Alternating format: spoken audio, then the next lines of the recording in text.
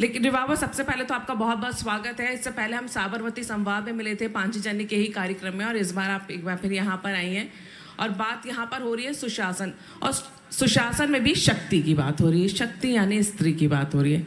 सबसे पहले तो मैं आपसे यही कहूँगी कि सुशासन में शक्ति का महत्व आप कैसे देखती हैं, क्योंकि युवा विधायक के तौर पे आप काम कर रही हैं।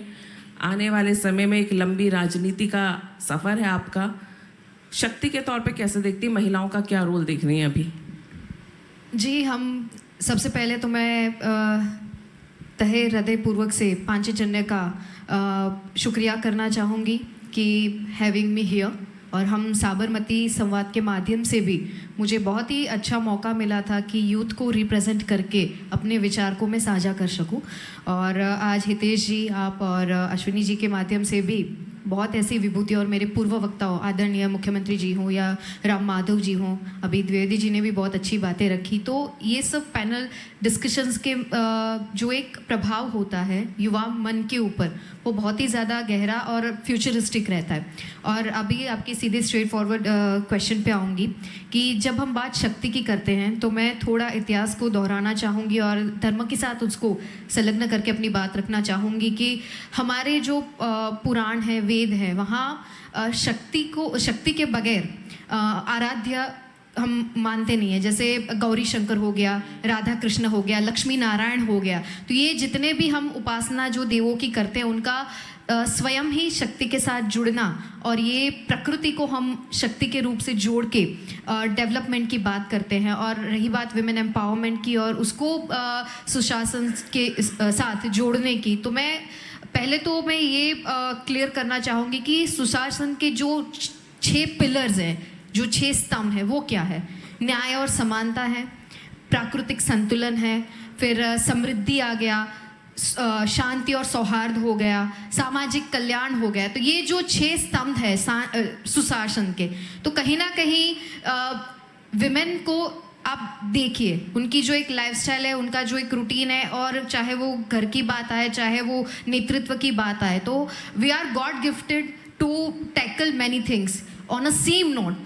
तो जहाँ बात आती है विकास की, और हमारे आदरणीय प्रधानमंत्री जी ने भी G20 समिट में बहुत ही ब्लंटली ये कहा था कि अब we are talking about women led development, कि हम भारत, विकसित भारत की जो परिकल्पना सोच रहे हैं, तो उसके साथ हम बहनों का विकास, महिलाओं का विकास, उसके साथ को लेकर हम विकसित भारत को देख रहे हैं। तो विदाउट शक्ति, ये विकास को समझना, ये सुशासन को समझना, it's a quite challenging thing. तो बहुत ही ज़्यादा एम्पावरमेंट, बहुत ही ज़्यादा, और मैं तो यहाँ तक कहना चाहूँगी कि हम नारी सशक्तिकरण की बात करते हैं, लेकिन मैं ये आप सभी से कहना चाहूँ कि हम उस प्रदेश में रहते हैं, हिंद में रहते हैं, जहाँ पर शिवाजी महाराज की बात हो या महाराणा प्रताप की बात हो, उनकी पहली गुरु ही उनकी माता रहती है। तो जीजाबाई हो या जयवंताबाई हो, तो पहले गुरु हो, तो वो सुशासन से उसको आप जोड़ सकते हैं कि बचपन से ही आपको संस्कार और आपका चरित्र निर्माण कैसे करना है, वो आप माता से सीखते,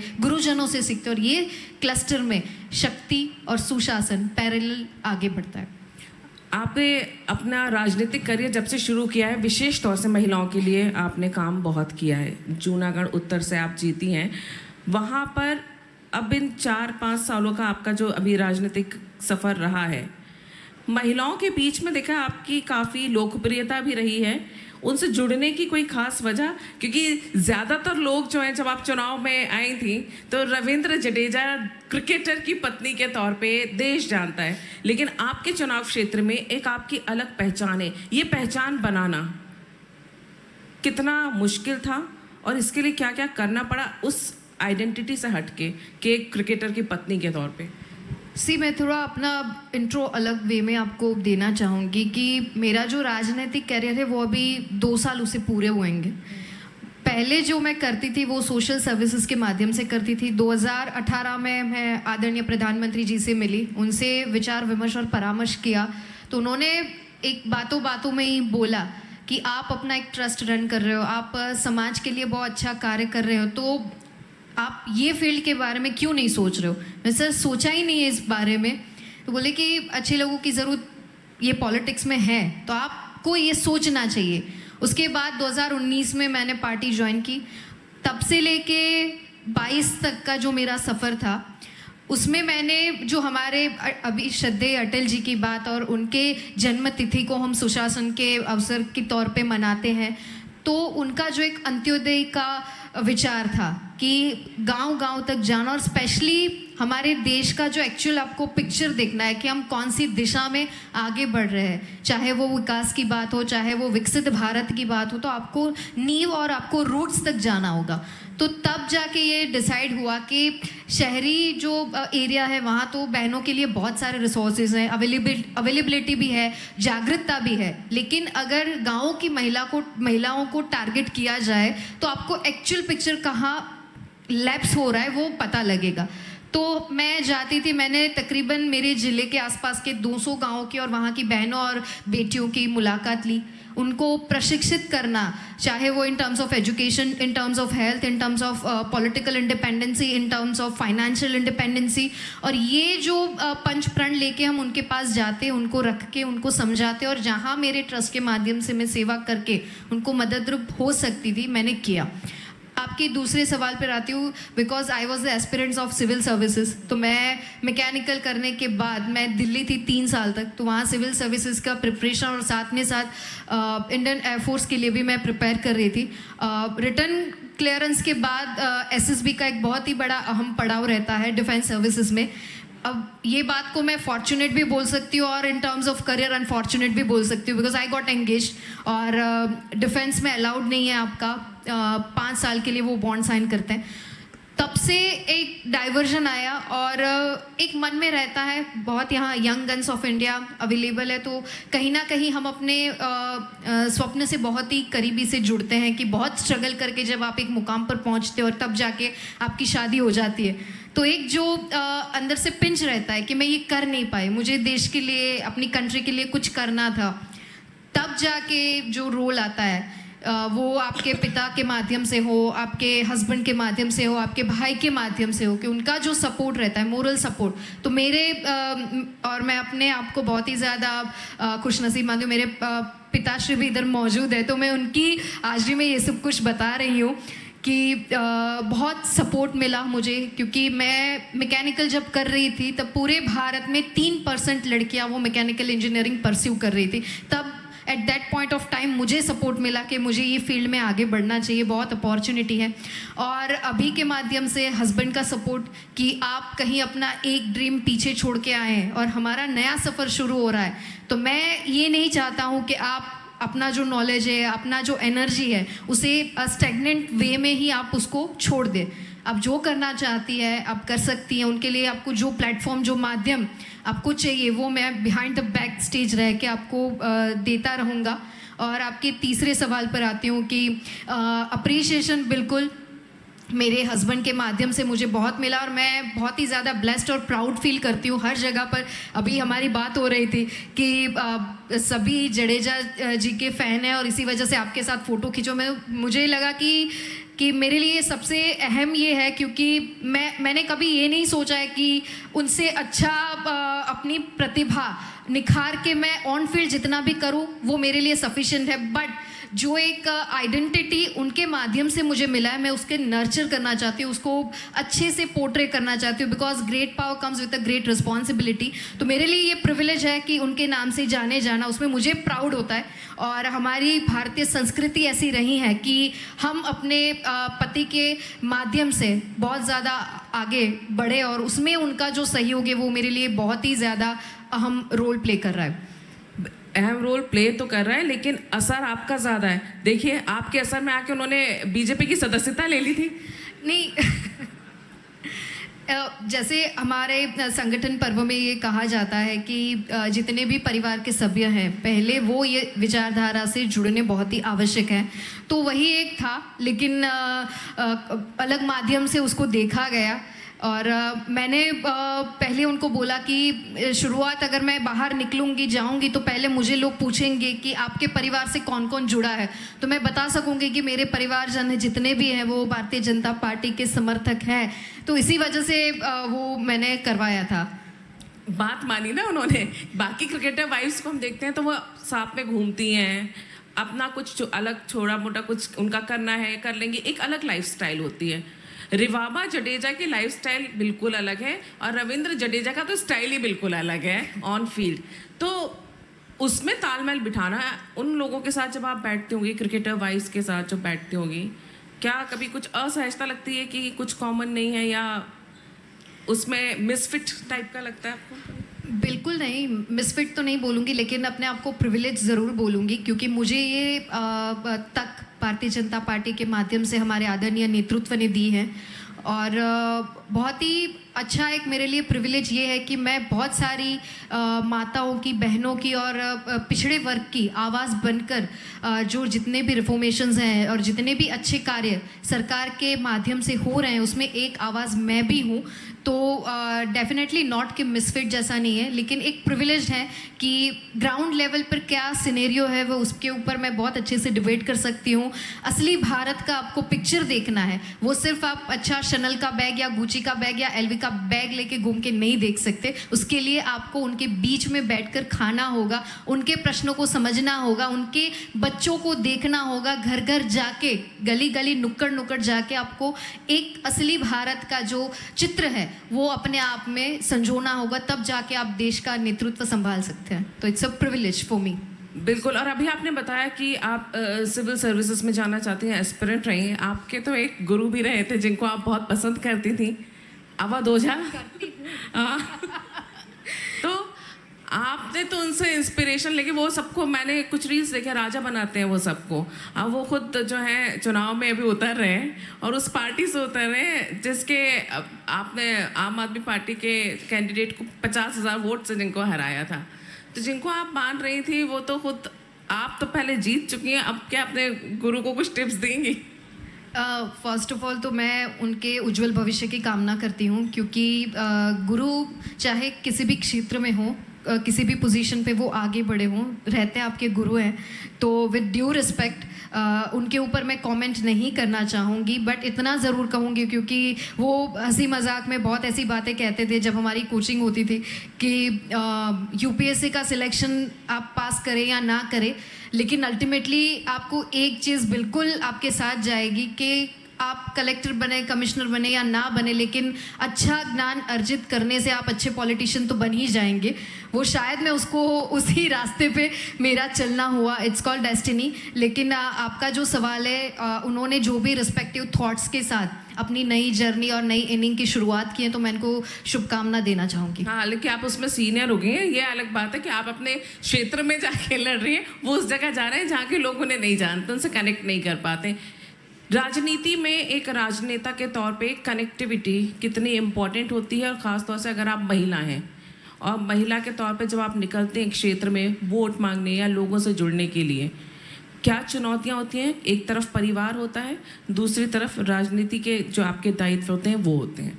जी बिल्कुल, कनेक्टिविटी इज़ द मस्ट, वो सबसे की इम्पॉर्टेंट लिस्ट में आता है उसका।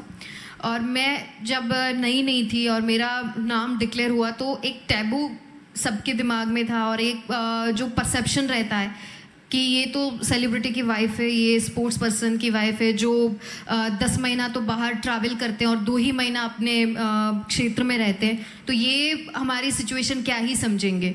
तो ये एक जो मिथ बस्ट करने में मुझे इतना वक्त नहीं लगा, क्योंकि पहला ही मेरा जो स्टेप था टुवर्ड्स द कनेक्टिविटी, मैंने एक अच्छे से प्लानिंग करके कि जितना हो सके उतना ग्राउंड लेवल पे मैं जा सकूँ, और मैं करती थी।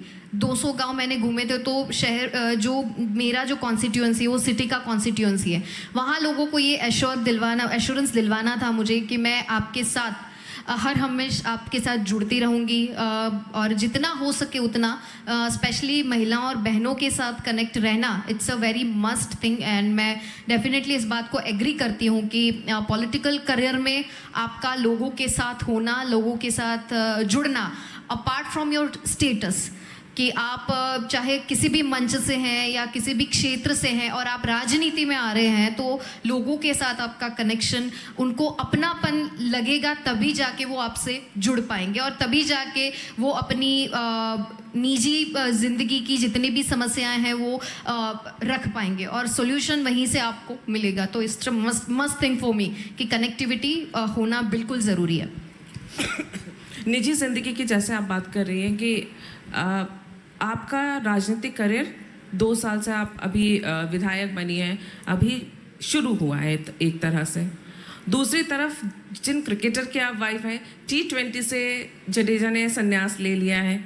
अब चल रहा है उनका जो फॉर्मेट चल रहा है, अश्विनी उनके मित्र भी हैं, हाल ही में उन्होंने संन्यास लिया है। जब इस दबाव से, क्योंकि हमने हमेशा देखा है कि एक फैमिली सपोर्ट उस टाइम पे क्रिकेटर को चाहिए होता है, क्योंकि वो करियर वहाँ पे वो ख़त्म कर रहे होते हैं क्रिकेटर का। ऐसे में किस तरह का आपके ऊपर रिस्पॉन्सिबिलिटी आती है दोनों दायित्वों को निभाने की? एक तरफ आपका करियर जो शुरू हुआ है, एक तरफ वो करियर जो आप रिटायरमेंट की तरफ वो जा रहे हैं। एक तो मैं कहना चाहूँगी अब मेरे हस्बैंड के बारे में कि उनका जो एक व्यक्तित्व है वो म्यूचुअल अंडरस्टैंडिंग उनमें बहुत ज़्यादा है, और किसी भी तरह का अगर ऑन फील्ड दबाव है या कोई गेम अच्छा गया नहीं गया या इस प्रकार की जो सिचुएशंस होती हैं, तो कभी भी उन्होंने ये जो प्रेशर, पीयर प्रेशर है, गेम का प्रेशर है, वो हमारे घर के अंदर एंटर नहीं हुआ है। अनलेस ने अनटिल उनको कुछ डिस्कस करना है, म्यूचुअली हम डिस्कस करते हैं, तो सबसे पहला उनका सवाल होता है कि तेरा दिन कैसा गया, क्या क्या किया, किस हिसाब से लोगों से मिला, ये हमने जो भी काम किया वो सीधा मेरी बात से शुरुआत होती है। फिर मुझे पूछना कुछ कुछ, जैसे अभी वो ऑस्ट्रेलिया मीडिया वाला जो एक पूरा चल रहा था कि हिंदी में इन्होंने क्यों बाइट दिया, तो मुझे पता भी नहीं था।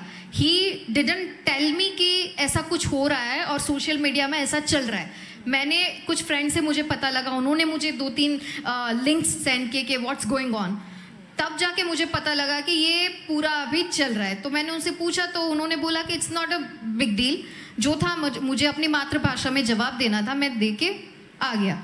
तो कुछ कुछ बातें जो होती है वो अपने आप से वो रिजॉल्व करते हैं, और जो हमारे म्यूचुअल अंडरस्टैंडिंग और हमारे म्यूचुअल रिलेशन के ऊपर डिपेंडेंट जो कुछ चीज़ें होती हैं, जैसे हमारी बेटी का फ्यूचर हो गया, हमारे दोनों का फ्यूचर हो गया, टाइम डिस्ट्रीब्यूशन हो गया, फैमिली बात हो गई, तो वो हम इक्वली डिस्कस करके फिर उसका डिसीजन होता है। लेकिन मेनली बातें होती है तो he is on a guardian role कि मुझे कुछ चाहिए तो मेरा SOS जो है तो मैंने बोल दिया, फ्रस्ट्रेशन है तो उसकी बात बोल दी, कुछ मुझे एडवाइस चाहिए इन टर्म्स ऑफ, क्योंकि वो तकरीबन 15 से 16 सालों से क्रिकेटिंग फील्ड में है।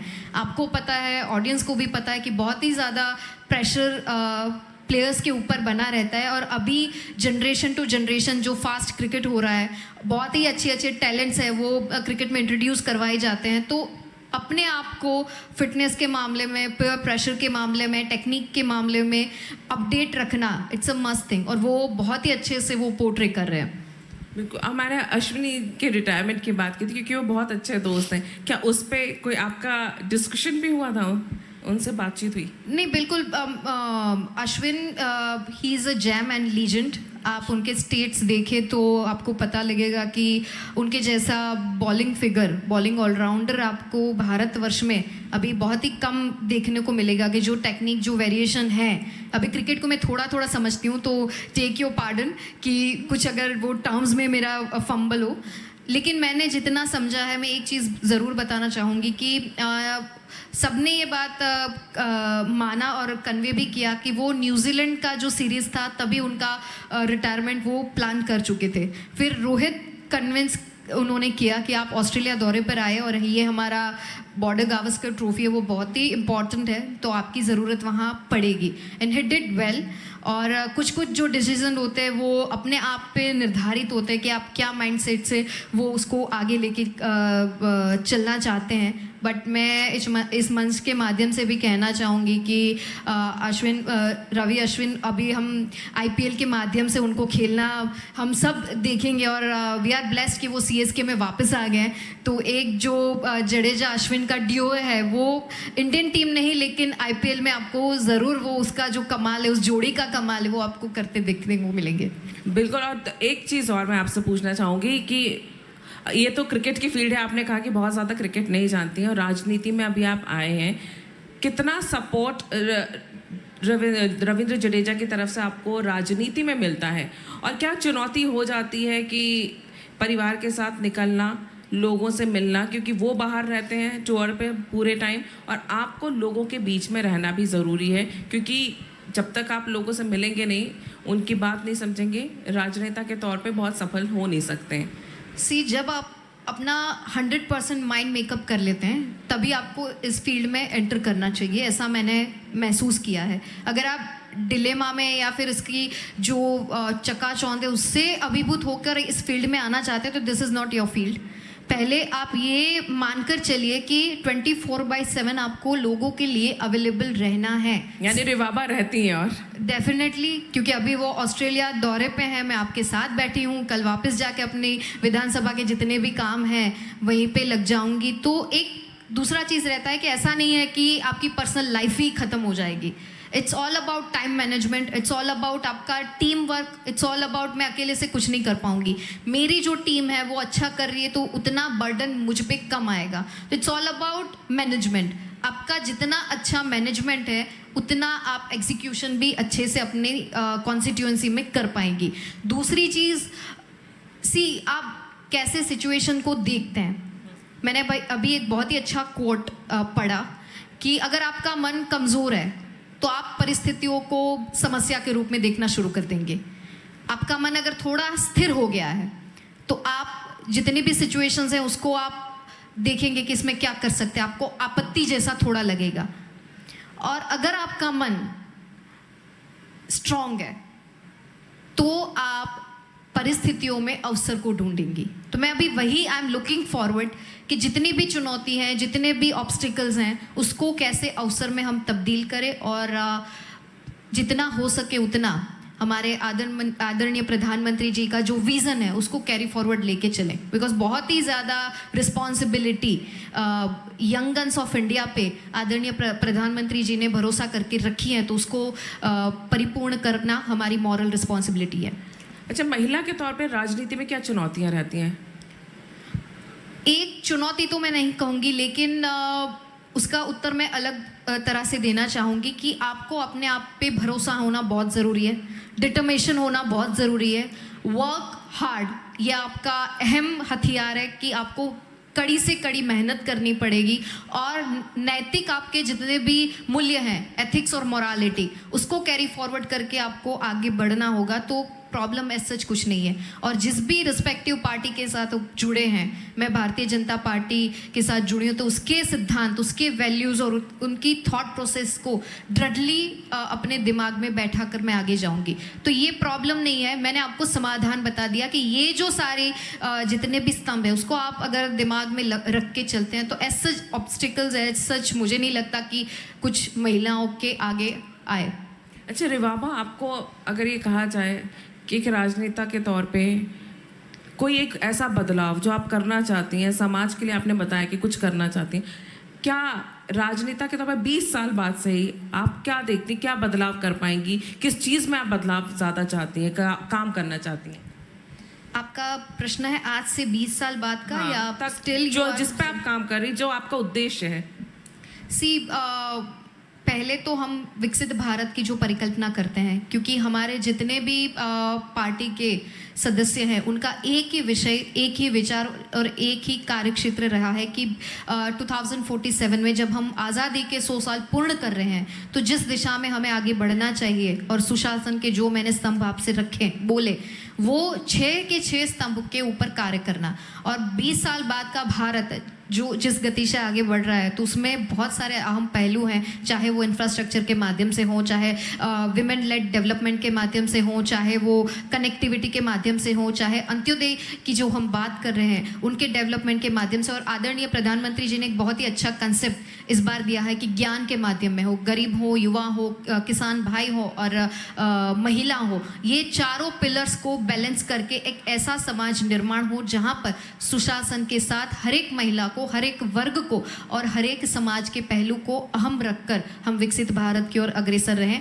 और अभी की बात अगर हम करते हैं, जो एक रिफॉर्मेशन जो प्रैक्टिकली पॉसिबल नहीं है, बट मैं इतनी अच्छी ऑडियंस है तो कहना चाहूँगी कि जब तक हमारा बच्चा पुख्त वय में एंटर नहीं करता तब तक सोशल मीडिया से उनको थोड़ा परहेज़ रखवाना बिल्कुल इसीलिए ज़रूरी है, क्योंकि अभी जो हम अन्न लेते हैं, जैसा हमें बोला जाता है कि जैसा अन्न वैसा मन, तो उसी माध्यम से जैसे हम थॉट भी कंज्यूम कर रहे हैं सोशल मीडिया में, अगर आप अच्छा सुनोगे तो अच्छा आपका विचार होगा, अच्छी दिशा में आप आगे बढ़ सकोगे। और जिस हिसाब से अभी सोशल रिस्पॉन्सिबिलिटी हमारी सारे जनता की भी इतनी ही अहम भूमिका में है, तो मैं डेफिनेटली कहना चाहूँगी कि please be careful, be respectful, और जो भी आप सोशल मीडिया के माध्यम से करते हैं, देखते हैं, वो समाज के ऊपर अहम ही गहराई और उनकी प्रभुता है वो छोड़ता है।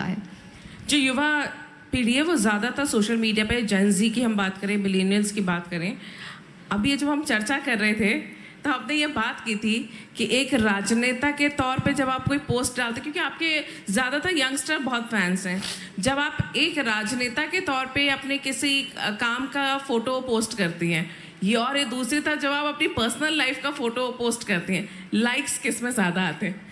ऑब्वियसली पर्सनल जितना भी आप फीड, बिकॉज लोगों का एक रहता है कि वो आपको नज़दीकी से जानना चाहते हैं जब आप उस मुकाम पे, और मैं अपनी बात नहीं कर रही हूँ, मेरे हस्बैंड के माध्यम से मैं ये बात रखना चाहूँ, बिकॉज मैं अपने आप को कभी ऐसे इंट्रोड्यूस ही नहीं करना चाहती हूँ कि मैं एक सेलिब्रिटी की वाइफ हूँ, मैं एक सेविका हूँ, आप ही में से हूँ, क्योंकि कभी मैं भी उस मंच के माध्यम से मैंने सुना है, बहुत अच्छे वक्ता को सुना है, तो वो उनको पर्सनल लाइफ में बहुत ज़्यादा इंटरेस्ट होता है। They are very keen to know about each and every details of your idol, कि आप जिनको मानते हैं आप, और क्रिकेट को तो भारत में हम रिलीजन के तौर पे सेलिब्रेट करते हैं, तो वो एक जो रहता है यूथ का कीननेस रहता है कि ये क्या करते हैं, कहाँ जाते हैं, इनका लाइक्स, इनका डिसलाइक, इनके थॉट्स, ये बहुत ही ज़्यादा इम्पैक्टफुल रहते हैं। तो जो भी आप अगर पोस्ट करते हैं वो मर्यादा के माध्यम से किया जाए, क्योंकि आपको देखकर बहुत सारे युवा वो प्रेरित होते हैं, वो गाइड उनको एक मिलता है कि हमें इस दिशा में, क्योंकि मैं अगर कुछ ऐसा रखती हूँ तो वो बहुत सारी ऐसी लड़कियां होंगी जो मुझे देखकर वो कुछ फॉलो करना स्टार्ट करेगी। तो ये मेरी और मेरे हस्बैंड की म्यूचुअल अंडरस्टैंडिंग है कि जो भी ऐसा सोशल मीडिया के माध्यम से हम कंटेंट अगर पोस्ट करते हैं तो वो युवाओं को अच्छी और सही दिशा में लीड करे, ना कि उनको कोई ऐसे हम अजम्पशंस में रखें कि जो उनके लिए सही ना हो। तो दैट्स ऑल अबाउट इट। आखिरी में बस एक ही सवाल, आप तो आगे राजनीति में अच्छा काम कर रही हैं, महिलाओं के लिए भी काम कर रही हैं, जीती भी अच्छे से हैं, क्या रविंद्र जडेजा का क्या प्लान है, क्या वो आपके साथ राजनीति में कभी आएंगे आने वाले समय में? मैडम अभी उनको खेलने दीजिए क्योंकि मुझे पर्सनली और मेरे साथ यहाँ जितने भी यूथ है वो एग्री करेंगे कि वो अच्छा अभी खेल रहे हैं, कंट्री के लिए अच्छा कर रहे हैं, उनकी ज़रूरत वहाँ ज़्यादा है रादर देन, और दोनों में से मैं ये डायरेक्शन में हूँ तो वो क्रिकेट के माध्यम से अच्छा कर रहे हैं, तो अच्छी बात है। लेटर देखेंगे क्या ही ईश्वर की जो मर्जी होगी उस हिसाब से चलेंगे। क्योंकि हमने बात की थी, काफ़ी बच्चे अगर यहाँ सवाल पूछना चाहें तो प्रश्न पूछ सकते हैं। हाँ रिबाबा, मेरा नाम रोहित पवार, मैं आपसे हालांकि मिल चुका हूँ। एक सवाल मेरा है कि 2023 में एक वीडियो वायरल हुआ था, आईपीएल का मैच था, जडेजा ने छक्का मारा और चेन्नई सुपर किंग्स जीती, उसके बाद वो मोमेंट आया, आप गई स्टेडियम में और आपने पाँव छुए, उस मोमेंट की क्या कहानी थी? और उस मोमेंट के बाद जब वहाँ पर और भी क्रिकेटर्स की वाइफ थी, उनमें से किसने आपको अप्रिशिएट किया? अगर आप उस मोमेंट के बारे में थोड़ा बताएं।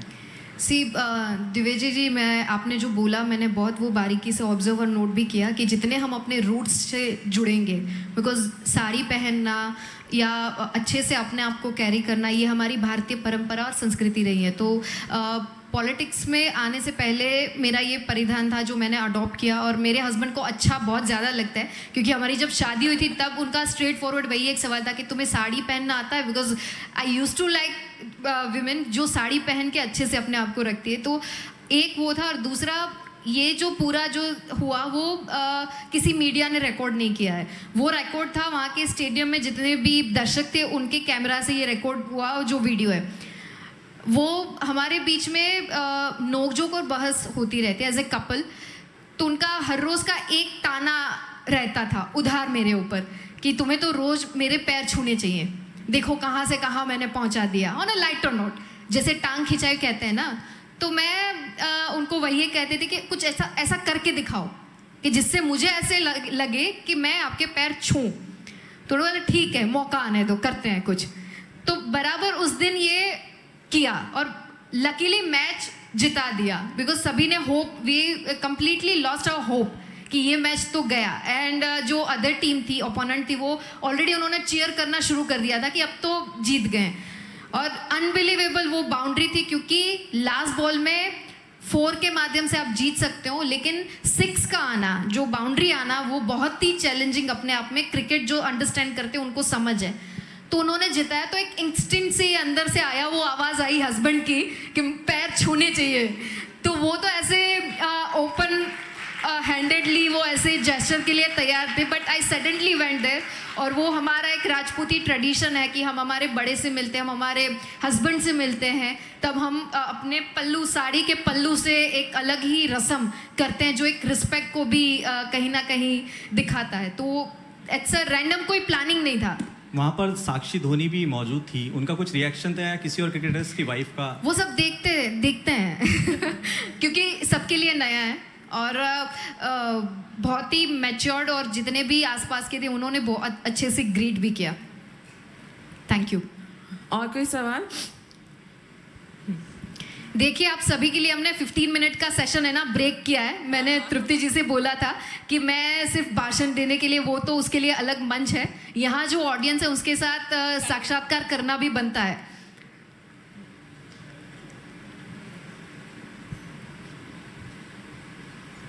नमस्कार जी। सुशासन की यात्रा में आप भी एक भागीदार है, और आपके जामनगर के लिए, आपके भविष्य में क्या प्लान्स है, क्या करना है वहाँ पर, वहाँ की जनता के लिए, और आपके मन में ये कार्यक्रम है, ये कैसा लगा, ये भी हम सुनना चाहते हैं आपसे। मैं दूसरी बार आई हूँ। और आपका शुभ नाम? उमेया किंजवडेकर। अच्छा।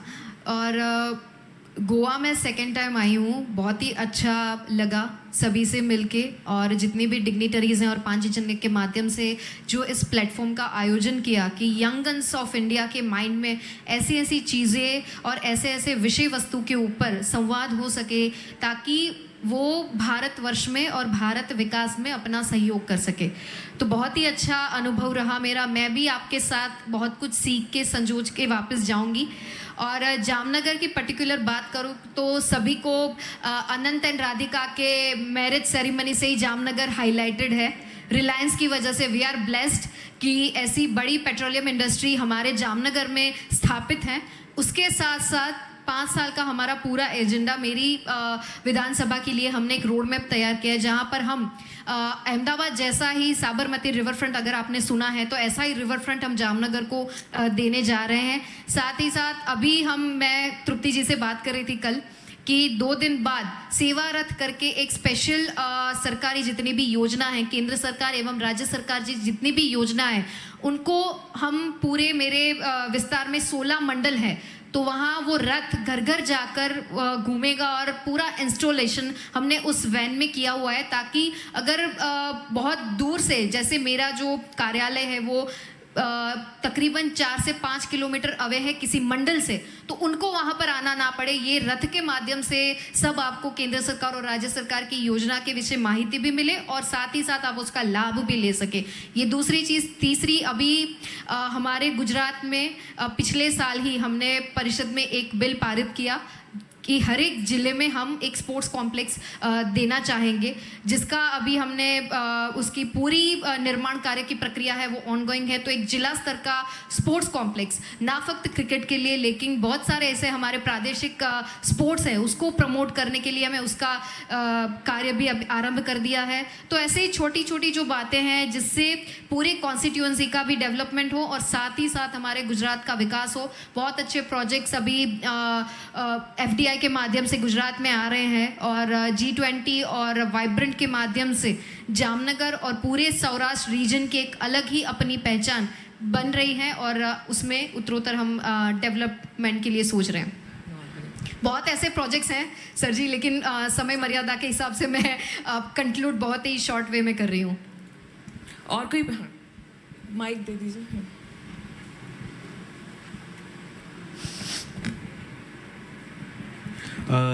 रीवाबा नमस्कार। नमस्ते। आप जामनगर से विधायक हैं, यानी काठियावाड़ से। काठियावाड़ फेमस है अपने मसालेदार और तीखे खाने और खरी बोली के लिए। अब आपका चुनावी जिंदगी में 2 साल पूरे हो गए, तो चुनाव प्रचार के दौरान या अपने पिछले 2 साल की विधायकी के दौरान कोई ऐसा मसालेदार या खरा किस्सा हो गया हो जो आपको जिंदगी भर याद रहे, अगर आप वो शेयर करना चाहे तो? ऐसा चटपटा किस्सा तो ऐसा सच नहीं हुआ है, लेकिन जो एक मैं ये कहना चाहूँगी कि मैंने सोचा नहीं था कि इतना अप्रिसिएशन मेरे चुनाव लड़ने पे और जीतने पे लोगों का मुझे मिलेगा। ये मेरे कल्पना से परे था, और मैं इस मंच के माध्यम से भी कहना चाहूँ कि जो अप्रिसिएशन, जो एक वात्सल्य मेरी विधानसभा के लोगों ने मुझे दिया, वो उसके लिए मैं बहुत ही ज़्यादा ब्लेस्ड हूँ। तो एक जो अप्रिसिएशन, क्योंकि आप कभी कभार सोचते हैं कि लोग आपको स्वीकार सकते हैं या नहीं स्वीकार सकते, सेल्फ डाउट रहता है, तो वो डाउट उन्होंने मुझे जिताकर उसी समय पर ख़त्म कर दिया। तो उसके लिए मैं बहुत ही ज़्यादा थैंकफुल हूँ, और ये लाइफ लॉन्ग मेमोरी मेरे लिए बनी रहेगी, क्योंकि उससे पहले मैं जिले का प्रवास करती थी, सिटी से इतना लेना देना नहीं था, फिर भी जो प्यार, जो स्नेह मुझे मिला, उसके लिए मैं धन्यवाद करना चाहूँगी अपनी कॉन्स्टिट्यूएंसी का। और कोई प्रश्न?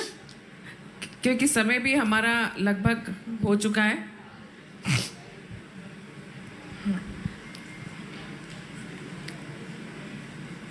मेरे ख्याल से रिवाबा समय भी लगभग समाप्त हो गया है।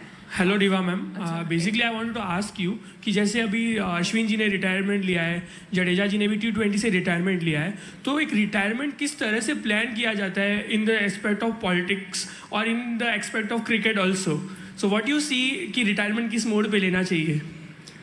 सर, रिटायरमेंट की बात करते हैं तो स्पोर्ट्स में तो ये रहता है कि हमें जो अनुभवी प्लेयर्स हैं उनका अनुभव भी चाहिए, और साथ ही साथ हमें युवा पीढ़ी को भी तैयार करके उसमें आगे बढ़ाना है। अब सीधा आप किसी नए प्लेयर को कैप दे के इंट्रोड्यूस करवा दोगे बॉर्डर गावस्कर ट्रॉफी में, तो वो डेफिनेटली एक पेयर प्रेशर है, वो सस्टेन नहीं कर पाएगा। तो this is the key role, और ये जो एक मंत्र है वो हर एक फील्ड में लागू होता है। एज सच रिटायरमेंट की कोई उम्र नहीं है, because in political field we definitely need a legendary politicians जिनका अनुभव हम संजो के उनसे सीख के, क्योंकि कुछ कुछ जो बातें हैं वो आपको प्रैक्टिकली करने की ज़रूरत नहीं है, वो आप अनुभव के माध्यम से भी बहुत अच्छे से उसको पोर्ट्रे कर सकते हैं। तो एज सच यंगन्स ऑफ इंडिया, तो यूथ भी एक साइड पे है और एक साइड पे आपके पास अनुभव का पूरा जो जिस्ट है, तो वो लीजेंडरी पॉलिटिशियन के माध्यम से इसको साइमल्टेनियसली साथ में लेके एक रेशियो बना के आपको आगे चलना होगा, क्योंकि सीधा आप यूथ को कमान दे देंगे तो कहीं ना कहीं उनसे मिस्टेक होने की, गलतियां होने के भी चांसेस हैं। तो तब जाके आपको बैकिंग की ज़रूरत पड़ेगी, आपके प्रोमिनेंट लीडर्स की, आपके अनुभवी लीडर्स की और आपके टीममेट्स की, जो आपको करेक्ट कर सके और आने वाले फ्यूचर में आप अच्छा करें, उनके लिए मार्गदर्शित कर सकें। Thank you ma'am. तो रिवाबा, हमने मेरे ख्याल से सारे हो गए हैं, हम क्योंकि समय हो चुका है ऑलमोस्ट। तो रिवाबा, आपको बहुत बहुत शुभकामनाएं, आपकी कॉन्स्टिट्यूंसी में आप इसी तरह काम करते रहे और आप पांचजन्य के इस मंच पर आई और आगे भी आते रहिए। हम गुजरात भी आएंगे तो हम वहाँ भी आपको बुलाएंगे। इसके लिए आपको बहुत बहुत धन्यवाद। जोरदार तालियां रिवाबा के लिए। Thank you so much.